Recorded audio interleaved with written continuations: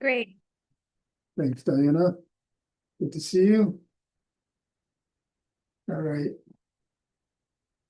Okay, let's get started. Welcome to lecture 3, September 15th. We're moving right along. You're all doing pretty well, so I hope you're proud of yourselves. Dealing with SQL and SQL database. So let me move the slides. I want to do a quick review of module 2, not necessarily the, well, we can do a quick review of the quiz too, but let's start with the assignment. There's some, I guess, some maybe misunderstanding of what my expectations are, but let me do this. I'm going to bring over the canvas, scroll down to module 2. I guess what I want to reinforce or reiterate when I'm expecting, whether you use the document or not, I would like for you to download the document and copy and paste. I know some of you are creating the queries, but I do want you to run the queries in the developer. So, for example, the manager of Global Fast Foods would like to send out coupons for the upcoming sale. Whoopee. He wants to send a coupon to each household. So write a select statement or create a select statement that, returns the customer's last name and mailing address. So if we take a look at our Oracle developer,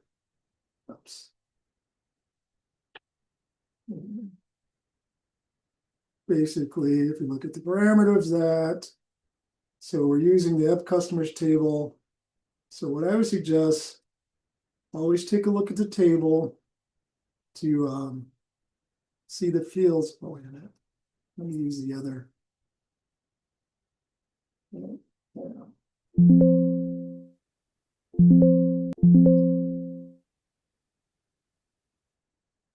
All right, now I got, hold on.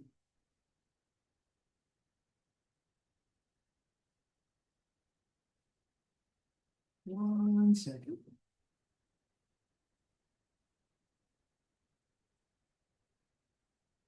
Let's do this again.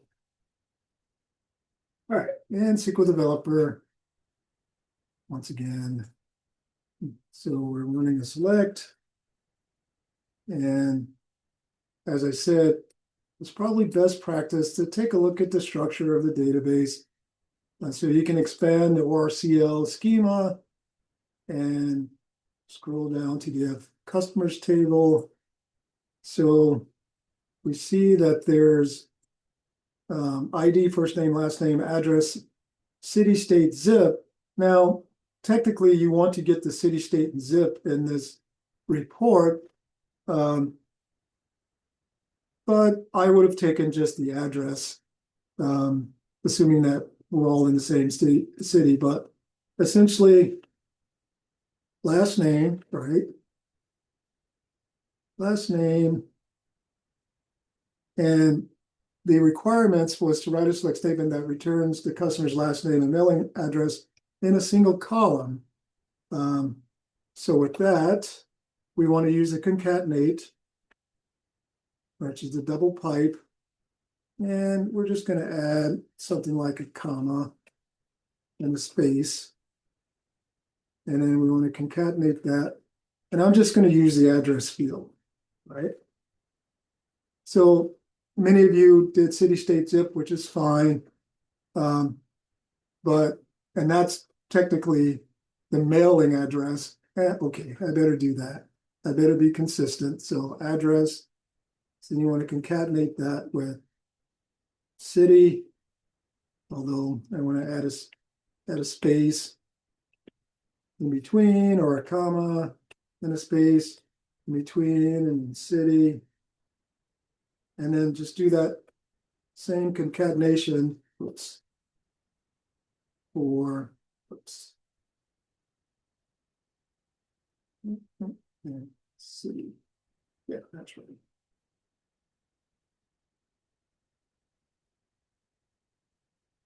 That should be correct. All right, we haven't put in the table yet. So I'm just doing another comma, space, concatenate,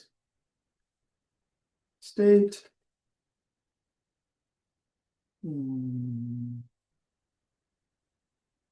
Concatenate, oops.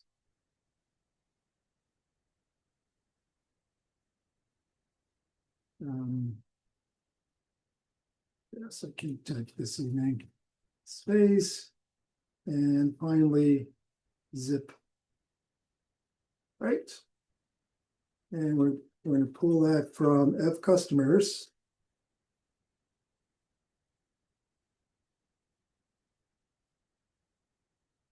Right. So we're pulling in all of those fields, we're concatenating them, and yes, let's add an alias as, let's call it customer info. Info. Let's see.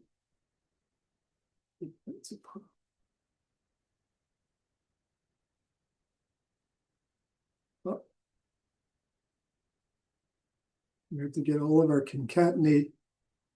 Remember, all these double pipes are just concatenate.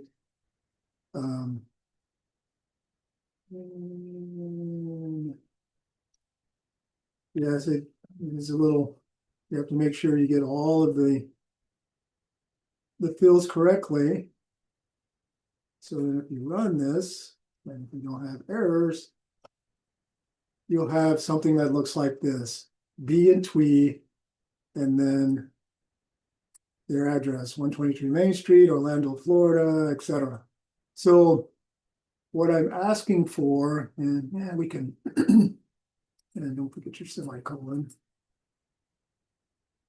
So what I'm asking for as far as a response, let's kind of make this equal, is to take a screenshot of this and just add it to the document so I can see the query and the result table. So make sure you do that from now on in the assignments.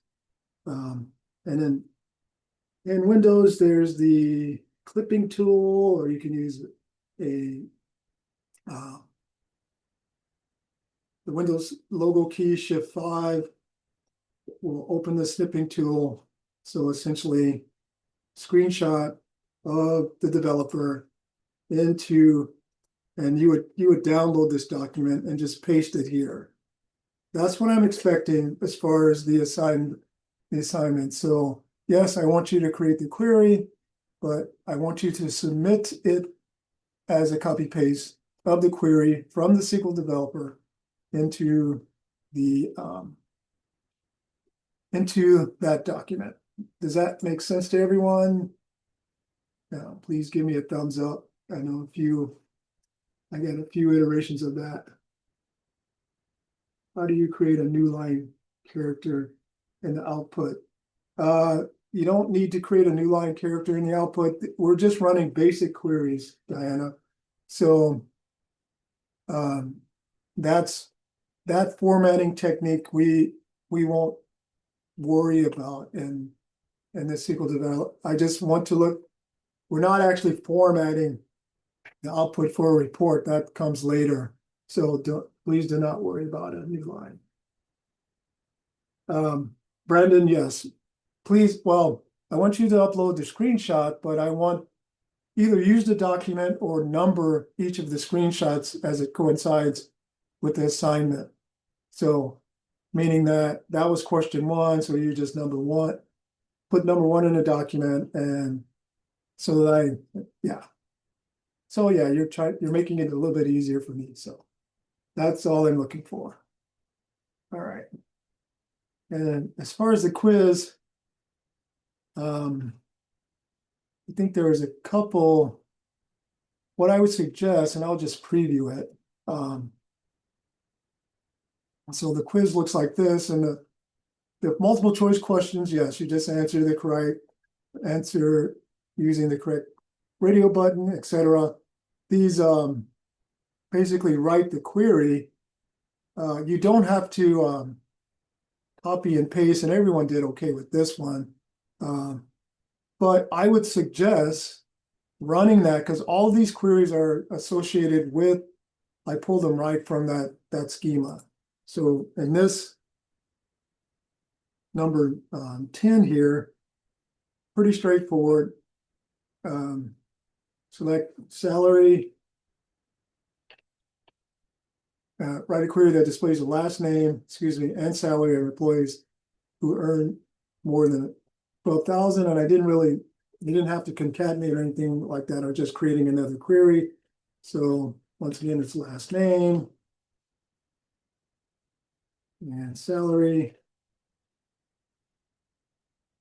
So it's just using the where clause here from employees. And then where's the key clause here where salary is greater than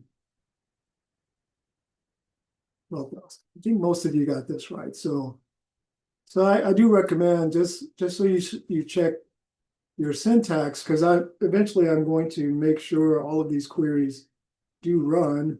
Did I close that? No. Keep opening up a second. No, just 1 second. All right. So just go ahead and run. Oops, where is it?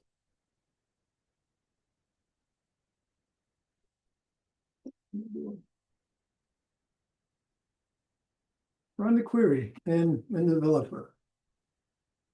Copy it in there, run it just to make sure. So now if you can copy and attach that to the quiz, but that's not necessary. But make sure the syntax is correct and all that. So did I close that? Yeah, looks like I did.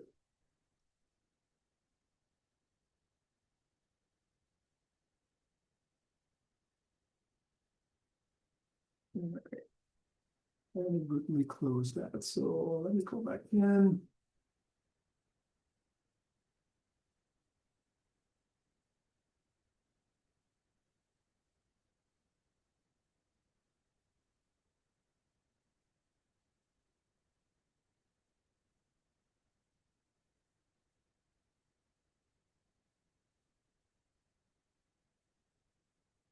So that was 10.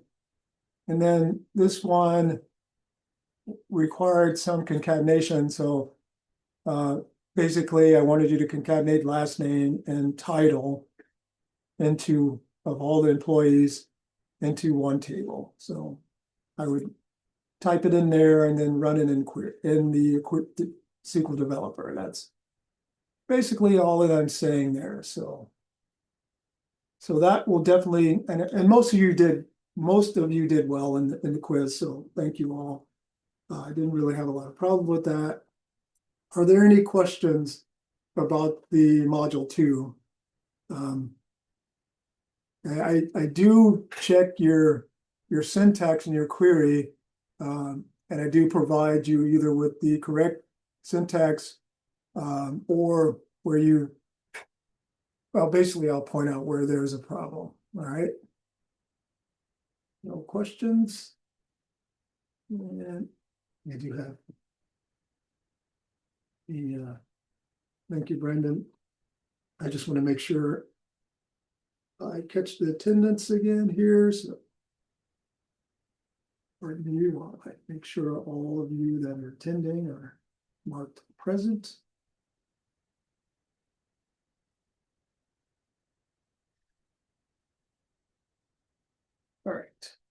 All right, let's continue to module 3. Yay, we're already in module 3. And we're going to talk a little bit more about the where. I'm going to introduce you to kind of an ordering method. And yes, that's the order by clause. And I'm going to, my plan is to introduce you to functions. And tell you all about how you can run queries with functions. So, all right.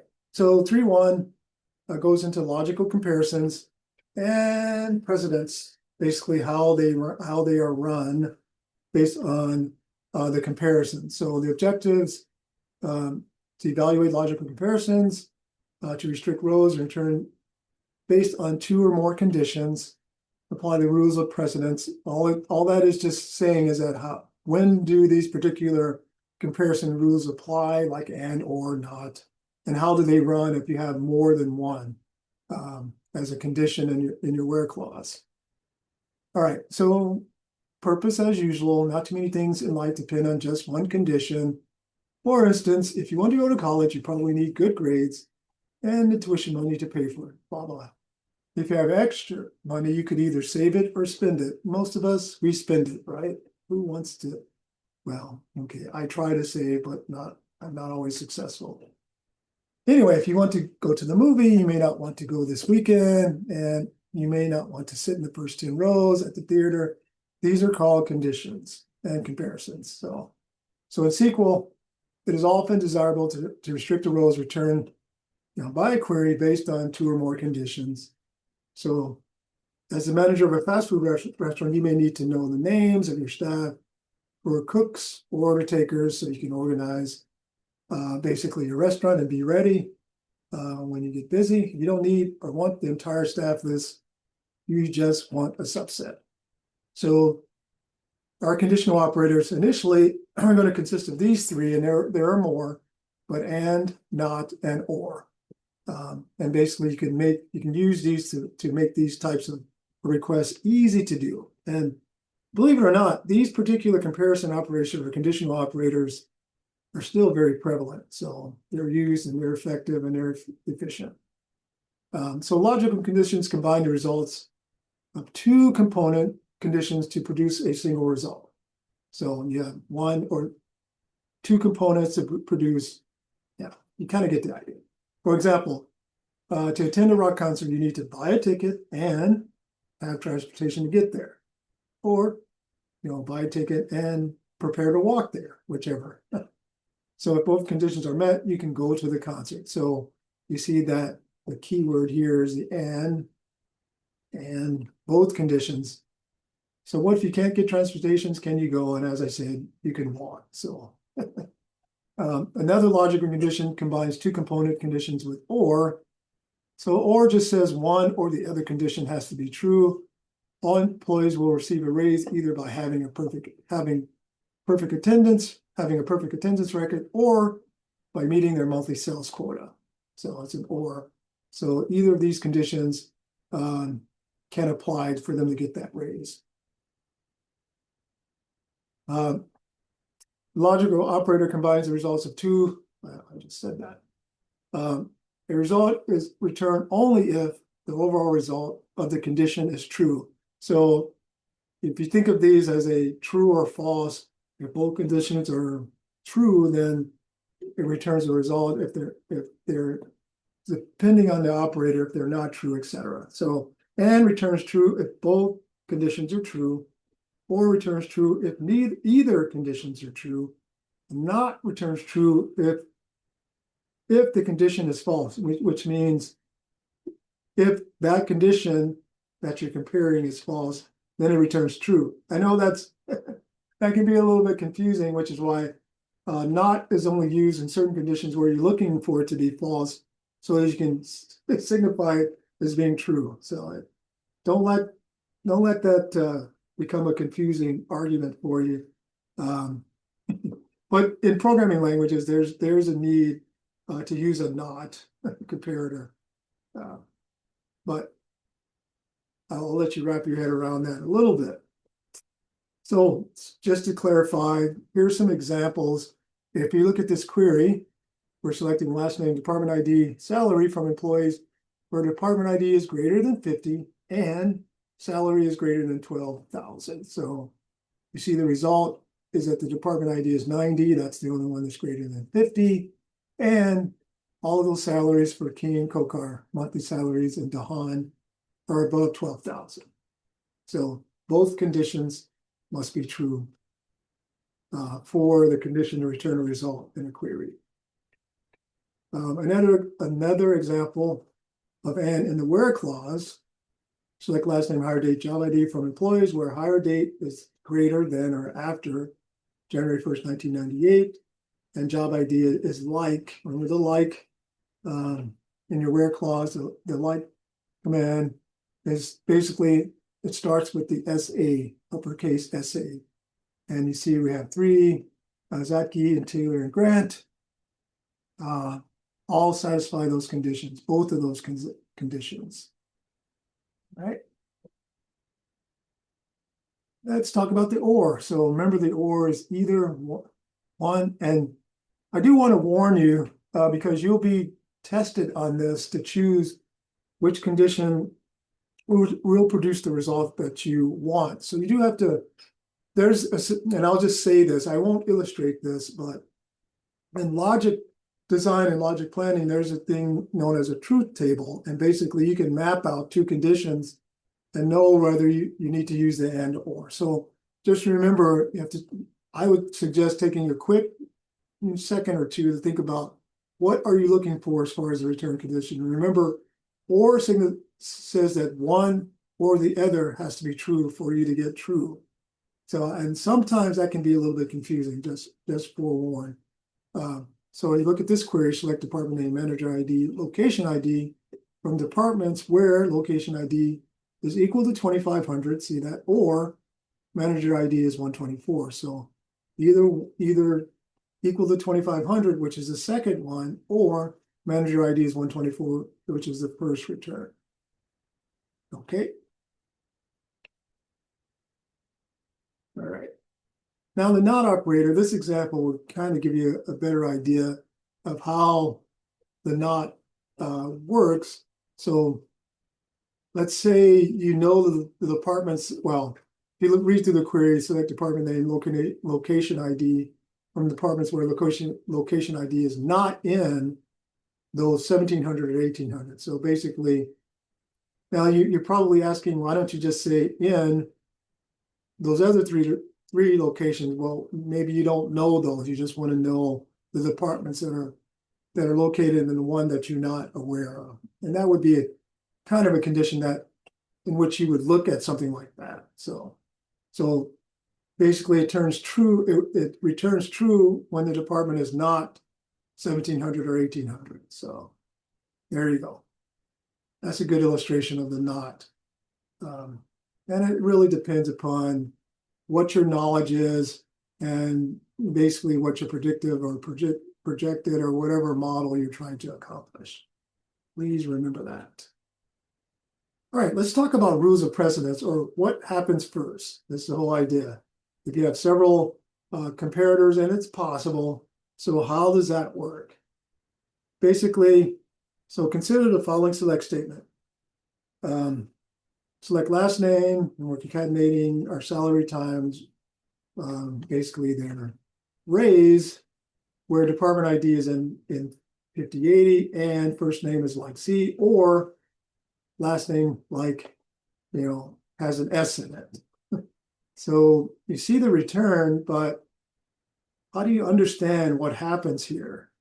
So luckily, when things get this complicated, SQL has a few basic rules that are easy to follow. And our rules of precedence goes like this. Anything arithmetic, plus, minus, multiplication, division is always first, concatenation is second.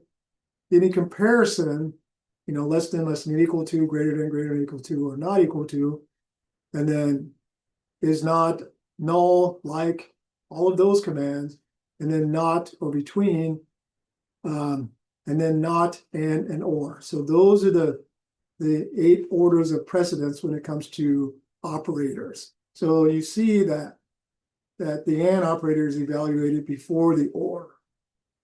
So if we look at our example query here, we know that these conditions have to be met first before it looks at this last one. So it has to be in department, and we don't have department 50 and 80, but I'm assuming they're all in 50 or 80. And the first name is like C, and we don't even have first names, but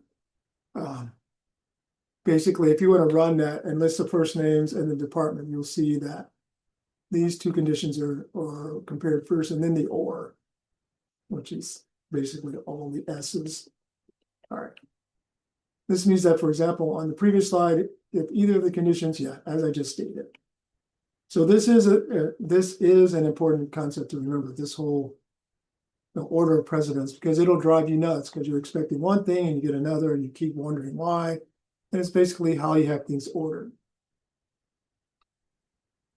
Yeah, and this is, so I did bring over the results with first name and department ID. And you see, we do return results that satisfy the or as well, which is what 110 returns, because it's the first name is not like C and the department is not in 5080.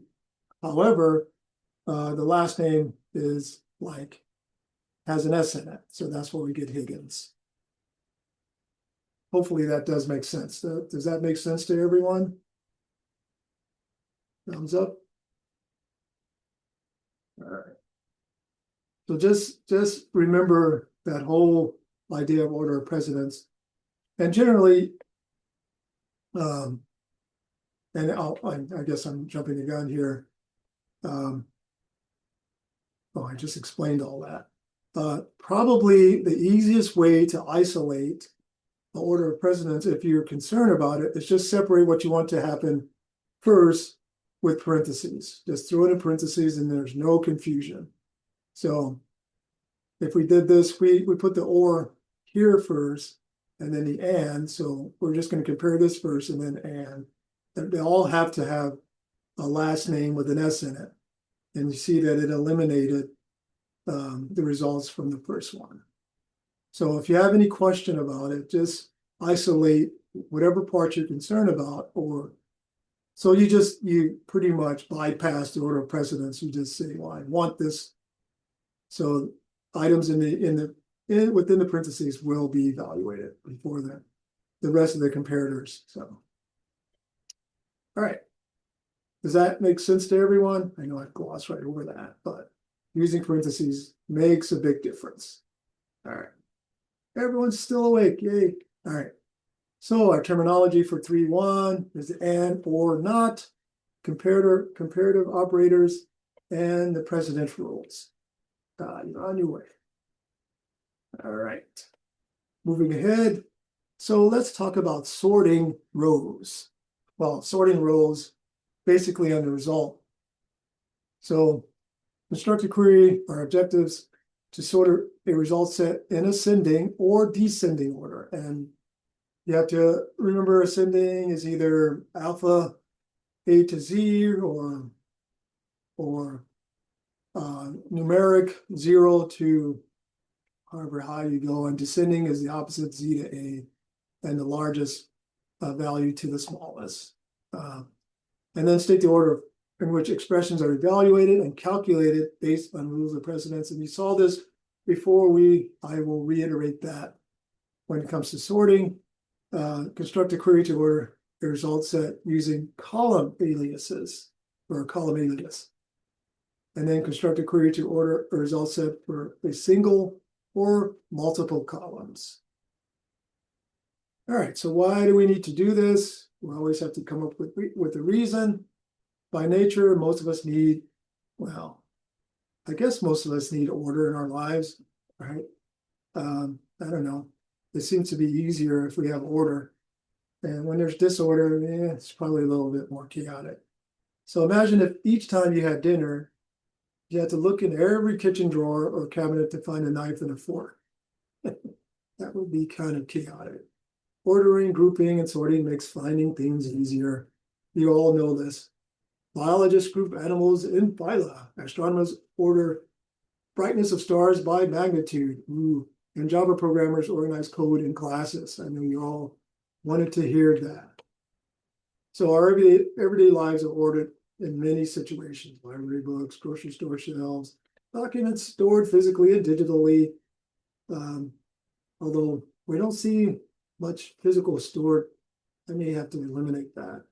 How many of you have, well, I shouldn't say that. How many of you have physical files that you store in a file cabinet anymore?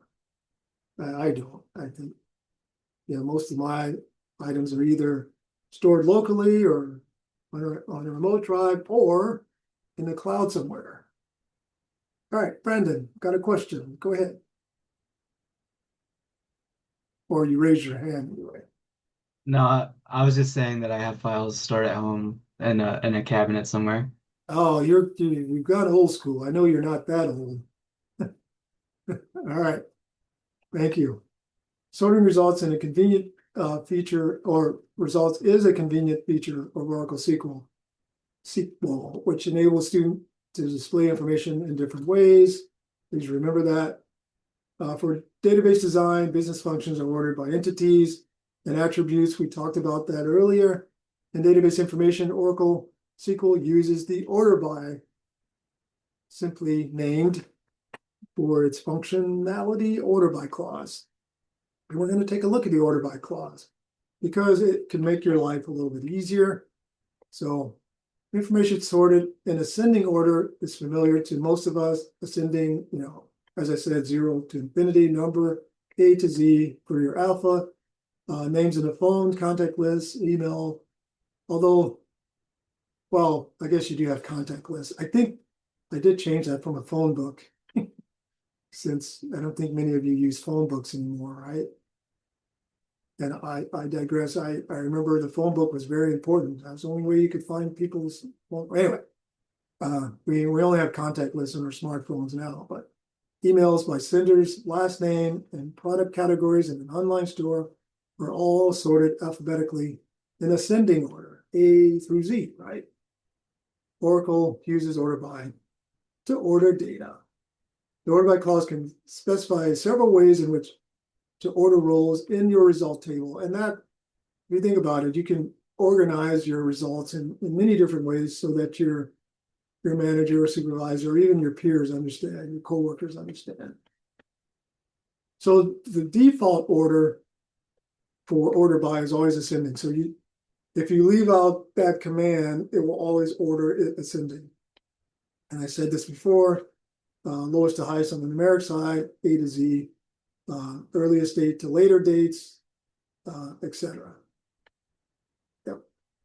Null is displayed last in ascending and first in descending, and that could drive you nuts if you're not expecting that. And we will learn later that null can really change a lot of things as far as a representation of information. So this is another reason to really handle null, and I'll be harping on that throughout.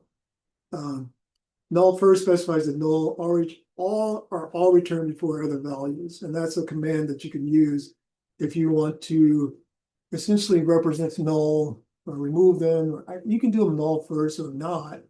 It just depends on how you want to position or structure your report. So null first and null last just positions those nulls, but that's not any different than using ascending and descending. But as stated here, in ascending they're last and descending they're first. And it's not because it has a value, it's really because it doesn't represent anything. So this is kind of an ordering precedent for, well, most database management engines do the same thing. So, all right, the moment you've been waiting for, let's look at an example. So we're going to use order by to order hire dates in ascending, which is the default order. So if you look at this query, select last name, hire date from employees, order by hire date. So it starts the earliest date and goes all the way to the latest date for our 20 employees, 87 to 2000. Yeah. So we may have to build a new schema. These people have been working a long time. It's time for them to retire, right? 87. Anyway, so note the order by clause must be the last clause in the SQL statement. So everything that you do, order by is always last. Remember that. So if we added the keyword DESC, which represents descending, then basically everything is reversed. So we see who's been hired, who's hired the latest, and to all the way from Zotke to King. So it's just a reverse order. Now, you can use a column alias in your order by clause. So notice here, as long as you have the same representation, if we alias that column date started, then basically you can use that in your order by. Now, the one thing I do want to point out, there are certain clauses and functions where you cannot, but for the most part, with Oracle SQL, yeah, the aliases can be represented anywhere in your select state or anywhere in your query for the most part. All right. We can also sort with other columns. So it is possible to use order by clauses, order output by a column that is not listed in the select statement. So let me say that again. You don't have the column listed in your select statement, but you want to order by that column. Sometimes that's useful. Sometimes it may be confusing. But if we look at this query, select employee ID first name from employees where employee ID is less than 105. And we're basically just want the first names where we're going to order our results by their last name. Maybe you already know these individuals. You just want to, let's order them by their last name, but see who comes into what order. Lex, Bruce, Alexander, Stephen, and Nina. So just remember, you can use order by for any valid column in the table. All right, you just have to be expecting that result. It's probably not good practice to order by a column that you're not listing unless you really know the data that well. So just remember that. All right. So order of execution, basically kind of the same idea of order of precedence, the order of execution of a select statement. And this is important. I mean, this is very common for database management system, this, especially with the select statement. So once you wrap your head around this, it'll kind of make sense how the select statement is built, what's important. So the first thing that happens is that the system evaluates the from clause, and you should understand that it wants to make sure that table exists. So the from clause is evaluated first, and because it wants to locate a valid table in the database. And then the where clause, if it's, remember it's optional, but if it's there, it's going to go from, and then what filtering do you want to restrict the rows? And then the select clause, believe it or not, is evaluated last. Because once it validates the table, you can either use wildcards or actual columns, a column or columns. So it's not going to have any issues as long as the names of the columns are correct. And then finally, the order by is evaluated last or executed last. So from where select order by, and that will definitely show up on a quiz or a test somewhere. But if you truly think about it, what's the most important part of a select query? Well, it has to be the table. And then are you filtering any rows? And then what columns are you looking for? And then if you have any ordering. So please remember that. Does that make sense to everyone? Just how that's listed? Yes. Check for understanding. All right, so from where select order by. So memorize that or not. That's strictly up to you. All right. You can sort by multiple columns. And this can be a little tricky. And we're going to learn about nested and all that stuff later, but it is possible to sort by multiple columns. In fact, and well, there's no limit, but if you sort by 20 columns, you will have no idea how it's being sorted. It'll make no sense.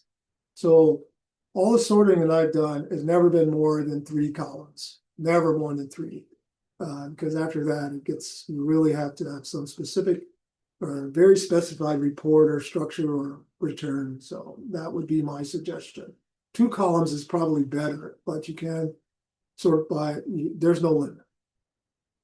All right, let's take a look at an example we're sorting by department ID and then last name. And you notice the structure here, the department ID are ordered, right, ascending. Now, the only way that the last name is ordered ascending if there are more than one employee in that department, as you see in Department 50, Davies, Matos, and Morgos, and Raj and Vargas, that's an alpha order because it's ordering by last name second. It orders by department ID first, all nice and numbered, and then last name second. As you see, also with Fay and Harstein, that's an alpha order. Now, does that make sense to everyone how that's ordered? Because that can be kind of confusing. I just want to make sure you can read through that and understand how that's being ordered. Department ID first, last name second. Got it? Yes, no, maybe so. Okay, Anna said yes. All right, cool. And here's another example. And this one is a little tricky. We're just, remember, if you use the keyword DESC, it's descending. So we're ordering by descending department ID first and then last name. And as you see, the last name is still alpha ordered, but the departments are reverse order from 50 to 10. All right. So if we put, what if we put descending and last name? And you're all thinking just the first line 1 would be Vargas, right? Line 2 would be Raj, line and etc. And then line 6 would be Harstein and line 7 would be Fay. So it's just the difference between ascending and descending.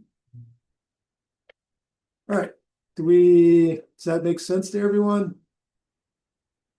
Yeah, we're buzzing right through this. Cool. All right. So our terminology today, the order by clause, very useful. You can structure your result in a very organized manner. And then we have 2 conditions, ascending and descending.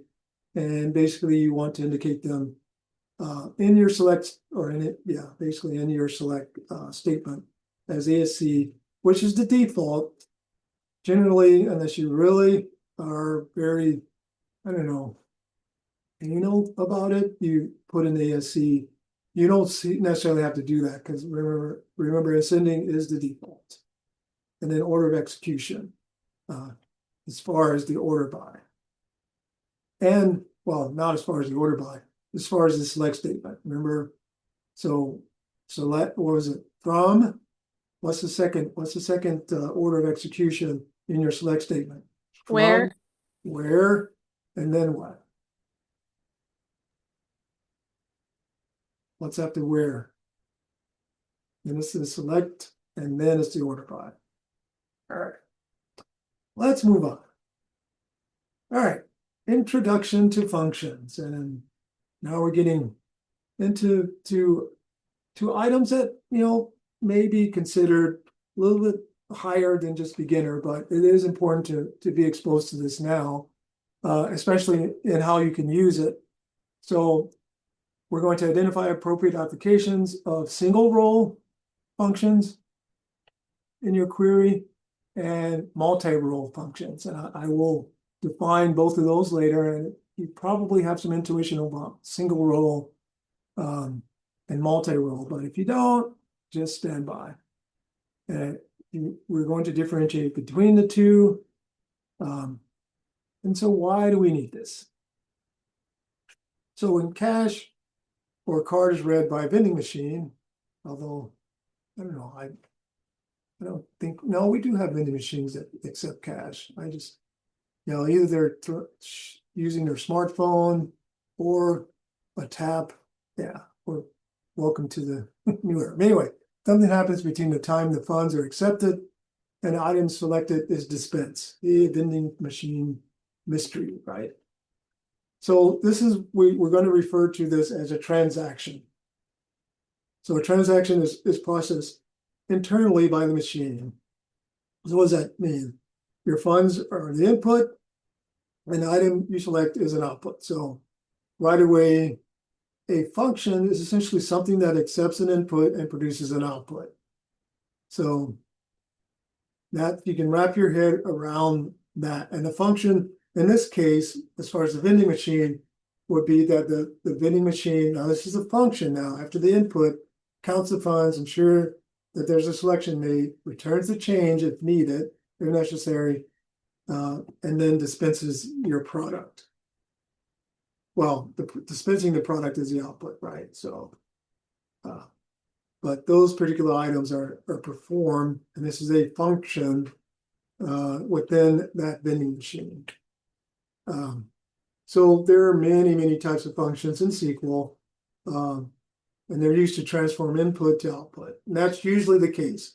You send input and you're expecting output. And these functions are used to manipulate data, but not change the data that's in the database. And remember, this is a function. So a function is basically, it's there for a specific reason. It goes beyond that. For our purposes, it's there for a specific reason. That's it. And you can consider it to be a small program that performs a specific action on a value or a column to produce output as far as the database scenario. So let's look at some pictorial or some representations. So the functions have both input and output. So the input is referred to as an argument, and the function, and you have output. So in the vending machine, the input is the funds, and the output is that item that you selected. So that's a kind of a pictorial representation of what a function is. Input, function, output. All right. Make sense so far? Pretty straightforward. Very rudimentary. All right. So in Oracle, we have two distinct types of functions. We have a single row function and a multiple row or multi-row function. So if you look at this picture, and it's just representing the two functions. So a single row function has a single input, produces a single output. The multi-row function, has multiple inputs multiple inputs, I'll just say it that way, with a single output. Single, multiple, and single output. And you're like, wait, what does that mean? So that's a very general idea of those two types of function in Oracle. So let's break them down. So a single row function operates on single rows only and return one result per row.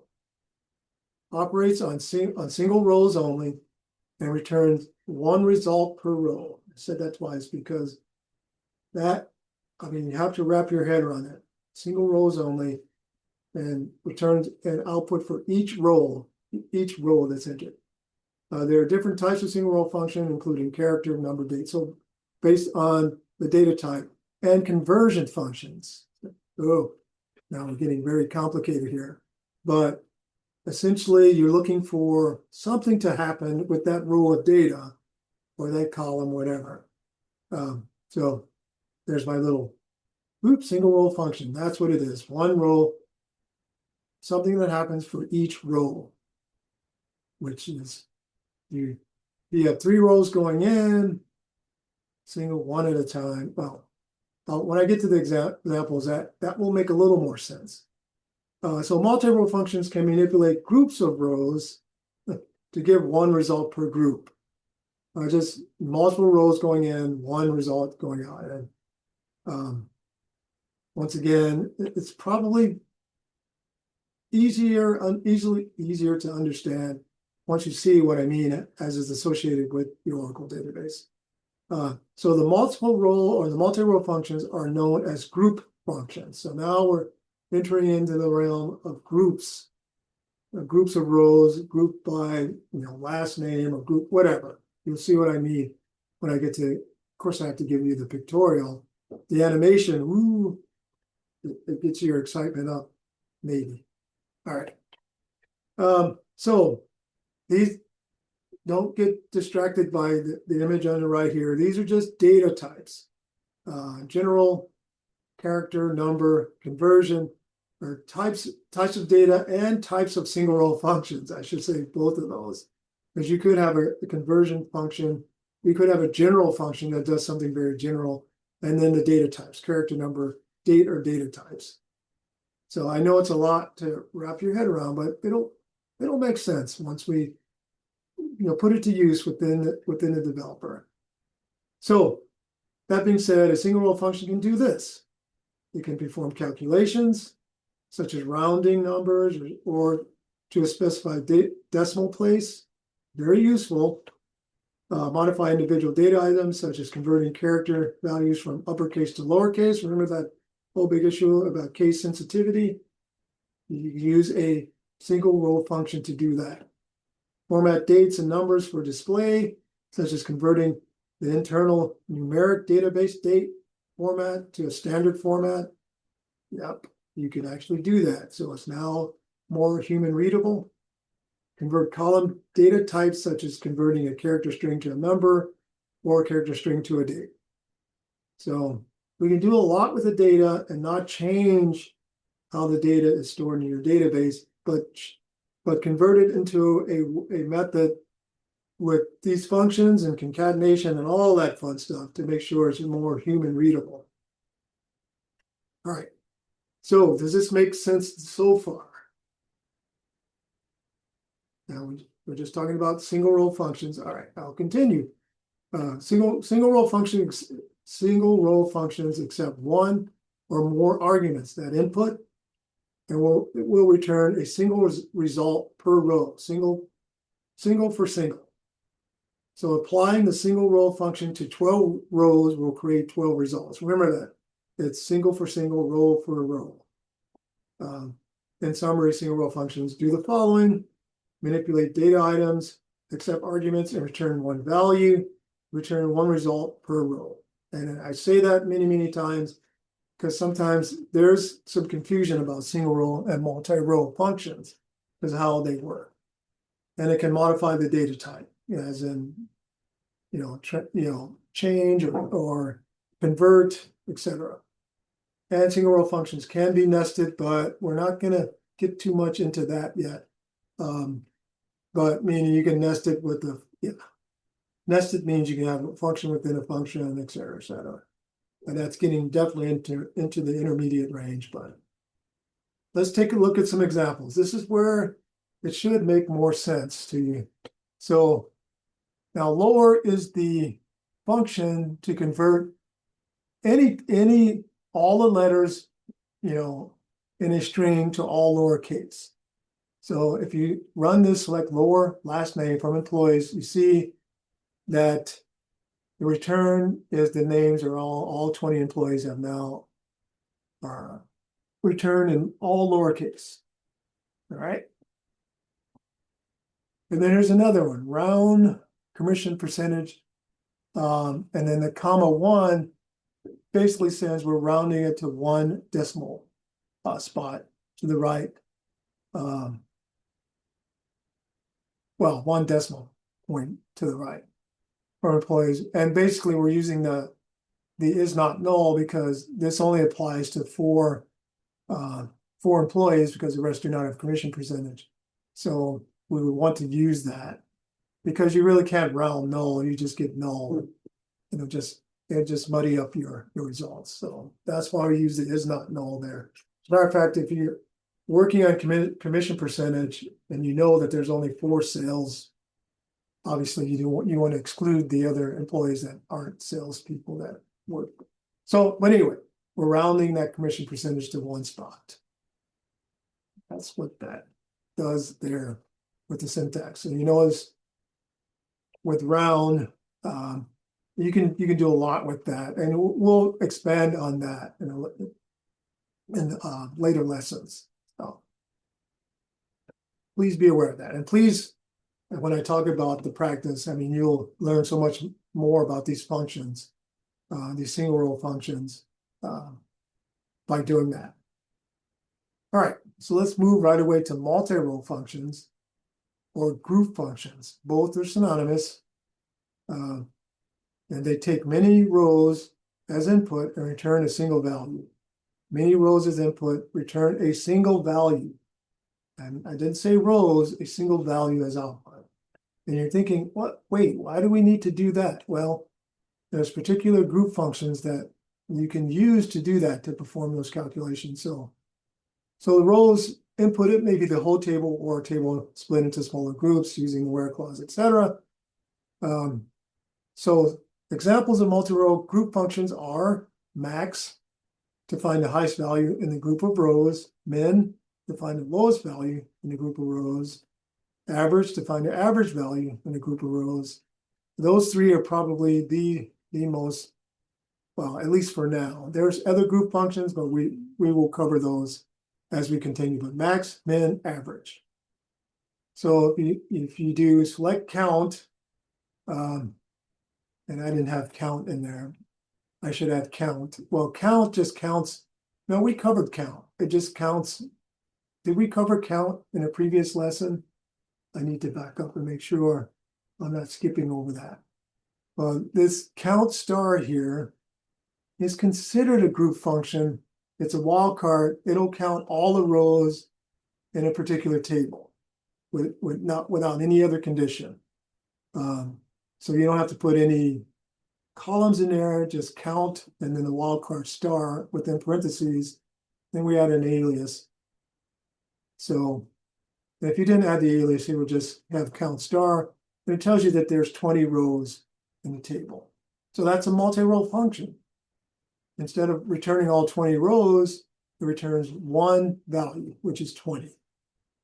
Does everyone see that? That makes sense. I think we did cover count. All right. Here's another one. Select average salary, and notice the syntax of this, AVG, and then your column name within parentheses. All functions are syntactically, structured this way, the function, and then essentially your argument, your column name, and within the parentheses. So average salary, and we're giving it a nice alias, average salary. So our average salary of all 20 employees is $8,775 a month. Okay, those are group functions. Group functions return one value. If it's returning more than one value, there's something not quite right.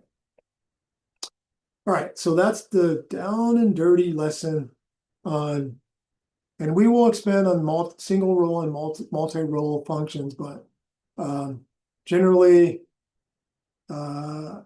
like lower and upper.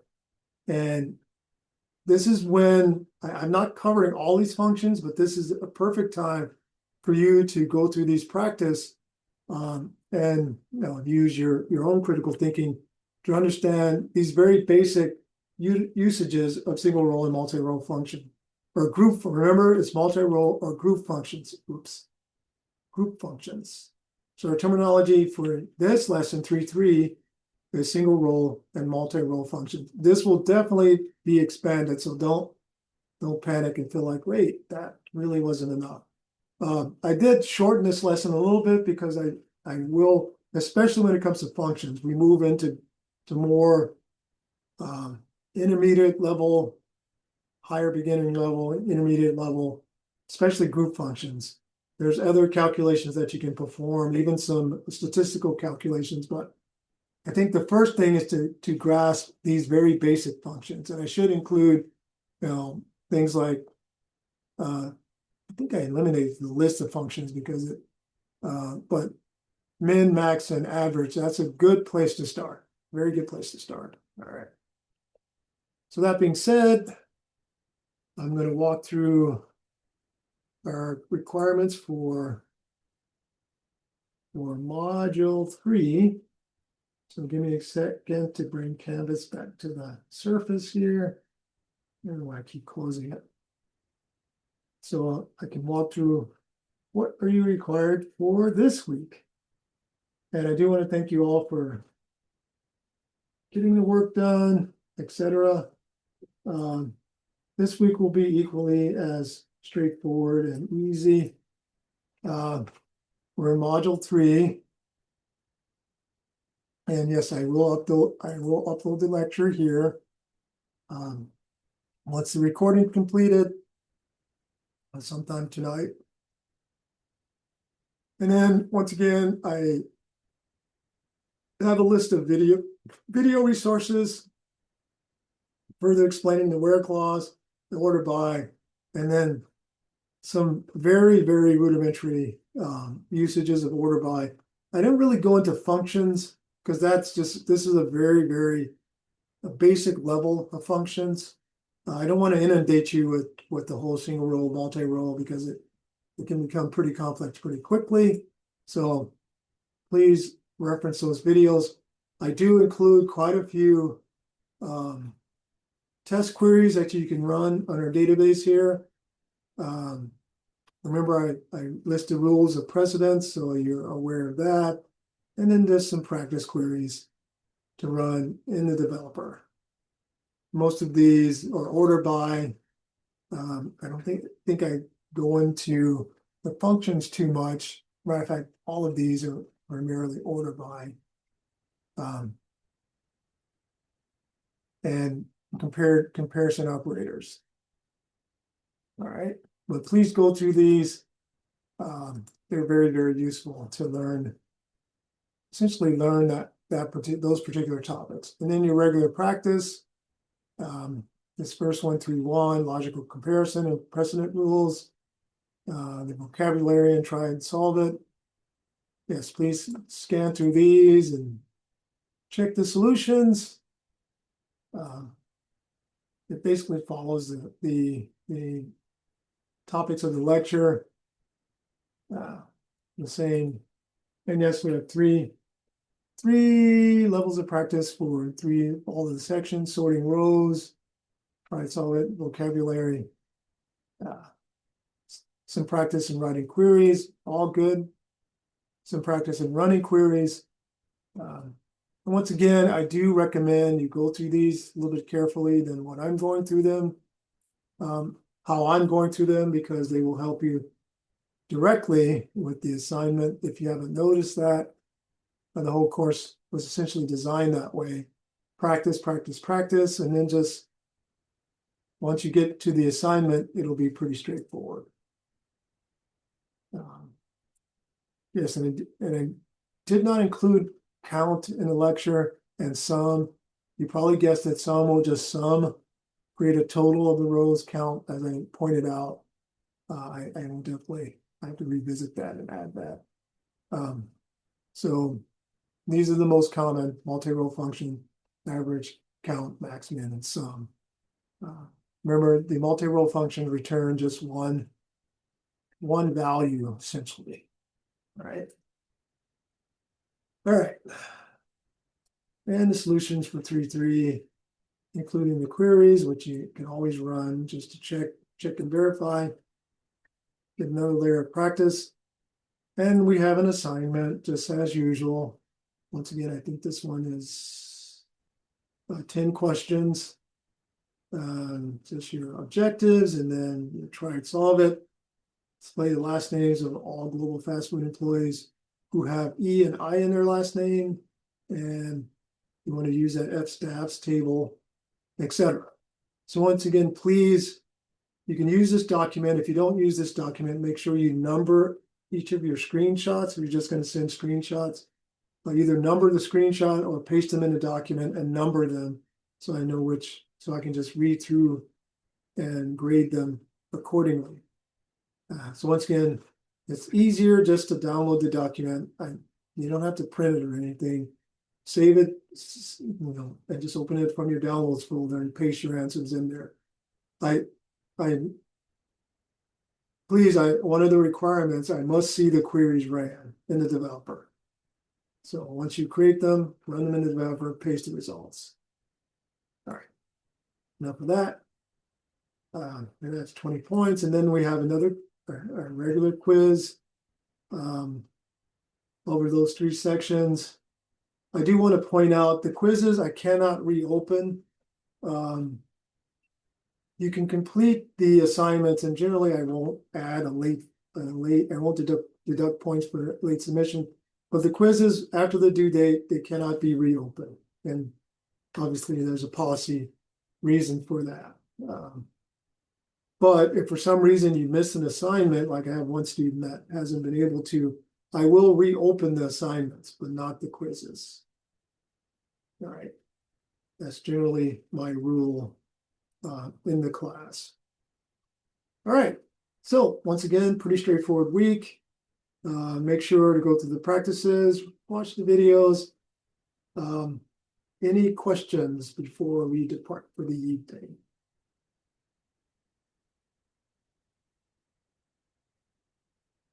They're all so silent. Nope.